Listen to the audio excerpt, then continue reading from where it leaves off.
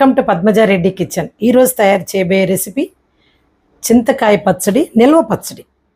చింతకాయ పచ్చడి తయారు చేసే విధానం చూపిస్తానండి. చింతకాయలు ఇదిగోండి, బాగా కడిగి తుడిచి పెట్టుకున్నాము, బాగా నీళ్ళలో ఆరబెట్టి పెట్టుకున్నాము. వీటిని ఇలా వేసుకొని వీటిని పచ్చడికి ముందుగా మనం చేసే పని ఏంటంటే ఈ చింతకాయల్ని ఇలా బాగా పచ్చడిలాగా తొక్కేయాలండి. చూడండి, ఈ చింతకాయ పచ్చడి కోసం ఈ చింతకాయలని ఇట్ట తొక్కుకోవాలండి బాగా. అంటే ఇటు రోకలతో కానీ బాగా తొక్కేస్తే ఇప్పుడు ఏమవుద్దంటే, ఇప్పుడు ఇందులో మనం పసుపు అండి, మీకు ఒకటి చెప్పాలి, నేను మెజర్మెంటు మొత్తం లెక్క ఎట్ట వేసుకోవాలనే దానికి నేను 2 కేజీలు చింతకాయలు తీసుకున్నాను. 2 కేజీల చింతకాయల్లోకి మొత్తం కొలత పెట్టేసుకున్నానండి. 2 కేజీల చింతకాయల్లోకి మనకి 50 గ్రాములు పసుపు, 300 గ్రాములు ఉప్పు అండి.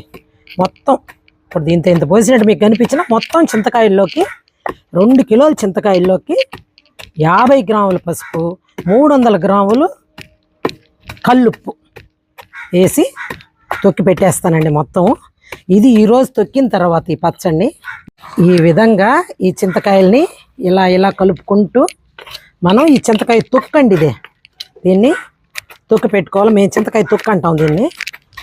ఇలా ఏంటంటే సంవత్సరానికి ఒకసారి ఈ చింతకాయల సీజన్లో ఈ విధంగా చేసి ఇదే జాడీలో కానీ ఓ ప్లాస్టిక్ డబ్బాలో కానీ గాజు సీసాల్లో కానీ వాటిలో పెట్టుకుంటాము. మనకి ఎప్పుడు కావాలంటే అప్పుడు చింతకాయ పచ్చడి రెడీ చేసుకుంటాము. ఈ రకంగా బాగా తొక్కేసిన తర్వాత కొంచెం దొక్కుతానండి. చూడండి, ఈ విధంగా ఈ చింతకాయ తొక్కి పెట్టేసాము. ఈ చింతకాయ తొక్కు ఇంకా మిగిలిన చింతకాయలు ఇంకా మళ్ళీ దొక్కుతాలండి.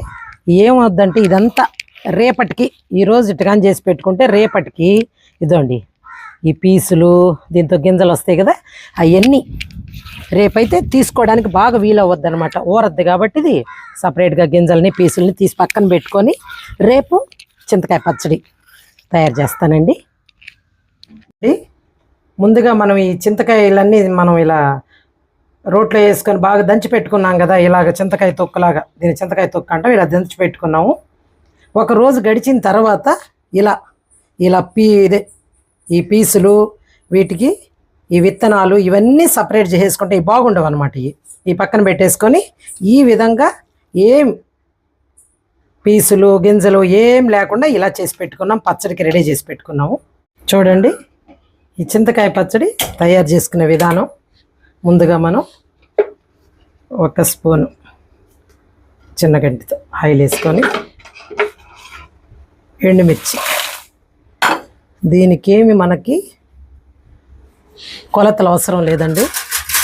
ఎందుకంటే మనం ఎంత తొక్కు వేసుకుంటామో చింతకాయ తొక్కుని దానికి సరిపడేటట్టు వేయించుకుంటాం. నేనైతే ఇప్పుడు ఒక 100 గ్రాములు ఎండుమిరపకాయలు వేయిస్తున్నాను.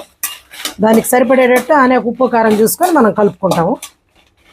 ఇప్పుడు కొంచెం వేగనిద్దామండి. చూడండి, ఇందులో ఇప్పుడు ఈ వేగాయి కదా కొద్దిగా, దీంతో ఆవాలు 1 స్పూన్ ఆవాలు వచ్చేటట్టు, కొంచెం మెంతులు వేయించేసామండి. ఈ ఎండుమిరపకాయలు వేయించుకున్నాం కదా పచ్చడి కోసం, అవి ఇలా రోట్లో వేసి మెత్తగా దంచుకుంటానండి. ముందుగా చూడండి, ఎండుమిరపకాయలని ఇట్లా మెత్తగా దంచుకోవాలా. మామూలుగా ఇట్లా వీలు కాని వాళ్ళు మిక్సీలో వేసుకోవచ్చు అనుకోండి, మాకు వీలు అవ్వద్దు కాబట్టి. కాకపోతే ఇట్లా దంచుకోవడం వల్ల ఏంటంటే ఇప్పుడు ఎండుమిరపకాయలని వేయించుకున్నాము, వెంటనే వేడి మీదనే కానీ కొంచెం వేడి ఉన్నప్పుడే కానీ ఇటు కానీ దంచేసుకున్నామంటే తొందరగా మెదిగిపోద్ది. చూడండి, మిరపకాయలు ఇలా దంచుకోవాలా.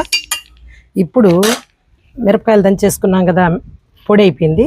ఇప్పుడు దీంతో ఈ పొడికి ఎంత కావాలో అంత చింతకాయ తొక్కుని వేసుకొని సరిపడా చూసి దంచేసుకోవాలని, అంతా వేసుకోకూడదు, కొంచెం కొంచెంగా చూసి వేసేసుకుంటే మనకి ఎంత కావాలో ఆ కారానికి ఎంత సరిపోద్దో అంత వేసేసుకోవాలా. ఇప్పుడు ఇంకా ఉప్పు అవసరం లేదండి, ఎందుకంటే ఈ చింతకాయ తొక్కులోనే మనం పసుపు ఉప్పు కలిపి దంచేసుకున్నాం కాబట్టి మొత్తం ఉప్పు కారం సరిపోద్ది, చూసి వేసేసుకోవాలండి. చూడండి, పచ్చడి దంచేసుకున్నాము. ఉప్పు కారం అన్నీ వచ్చేసినాయండి కరెక్ట్గా. దీన్ని ఇప్పుడు తిరగమాత అదేలేండి తాళింపు పోపు అది ఇప్పుడు పెట్టేస్తానండి. అండి ఈ చింతకాయ పచ్చడి పోపు కోసం ఒక 150 గ్రాములు ఆయిల్ వేసుకున్నామండి. వేరుశనగ ఆయిల్ అండి, అది వేరుశనగపప్పు ఆయిల్ కొంచెం కాగనిచ్చి. ఈ పచ్చళ్ళకంతా ఏంటంటే నువ్వుల నూనె కానీ ఈ వేరుశనగ నూనె కానీ అయితే బాగుంటుంది. ఇప్పుడు ఇందులో ఒక 5 ఎండుమిరపకాయలు కొంచెం వేగనిద్దాము. ఇప్పుడు ఇందులోనే ఒక స్పూన్ ఆవాలు,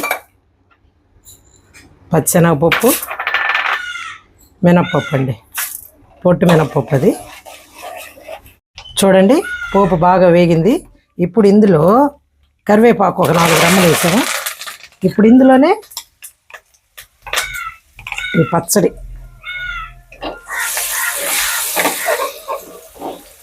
ఇలా పచ్చడిని మొత్తంగా వాట్ చేసుకోవాలండి దీంతో ఈ ఆయిల్లోనే.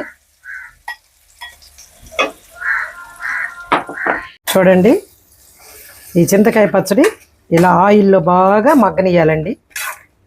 మనకి నిలవ పచ్చడి కదా, అయినా ఇందులో ఎక్కడ మనకి తడి అయ్యే అవకాశమే లేదు. చూడండి బాగా దగ్గరగా వచ్చేసింది. వీటికి ఎక్కువ ఆయిల్ వేసుకోవాలండి ఈ పచ్చళ్ళకంతాను. ఆయిల్ వేసుకుంటేనే బాగా మగ్గనిచ్చి మనం ఇట్ట రెడీ చేసుకోవచ్చండి. అయిపోయిందండి, ఇంతేనండి, మనకి చింతకాయ పచ్చడి రెడీ అయిపోయింది. చూడండి మా వీడియోస్ మీకు నచ్చినట్టయితే లైక్ చేయండి, షేర్ చేయండి, సబ్స్క్రైబ్ చేయండి, బెల్ ఐకాన్ ప్రెస్ చేయండి.